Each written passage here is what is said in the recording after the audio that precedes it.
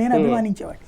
ఎందుకంటే ఒక సామాన్యుడు ఆమ్ ఆద్మీని అంటే సామాన్యులను తీసుకొచ్చాడు, ఓ జర్నలిస్టులకి ఇచ్చాడు, ఎమ్మెల్యే సీట్లు ఒక సామాన్యులకి ఇచ్చారు చాలా మందికి.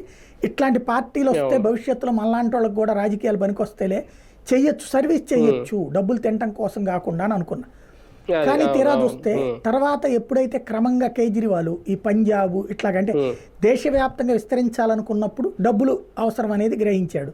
అంతకుముందు వరుసగా దెబ్బలు తినేటప్పుడు గుజరాత్, ఉత్తరప్రదేశ్. ఇక తనలో వచ్చినటువంటి మార్పు ఏంటంటే మనం కూడా లంచాలు తీసుకుంటే పోలేదా, అందులో భాగంగా ప్రారంభంలోనే ఇరుక్కుపోయాడు.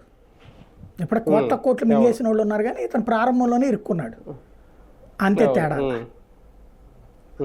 కానీ ఒకటి సార్, ఇప్పుడు అగ్ని పరీక్ష ఎవరికి అనేది ఒక ప్రశ్న. ఎందుకంటే fight between Modi versus Kejriwal అనుకుంటున్న టైంలో ఢిల్లీలో ఛాన్స్ దక్కించుకోవాలనుకుంటుంది ఎప్పటి నుంచో భారతీయ జనతా పార్టీ. ఇదొక చక్కటి అవకాశం అవుతుందా, లేదంటే వాళ్ళకి కూడా ఒక పరీక్ష? నాకు తెలిసి వాళ్ళకి పెద్దగా పరీక్ష అయితే కాదు. ఎందుకంటే మొన్ననే 7 ఎంపీలు గెలిచారు కదా మరి వాళ్ళు.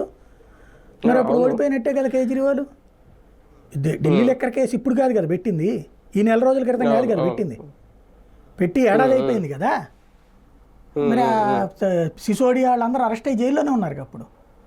మరి ఆ తర్వాత వచ్చిందే కదా 7 పార్లమెంట్ సీట్లు గెలవటం అన్నటువంటిది. ఈవెన్ ఇంతకుముందు పంజాబ్లో ఆమ్ ఆద్మీ పార్టీకి 4 సీట్లు దాకా వచ్చినాయి.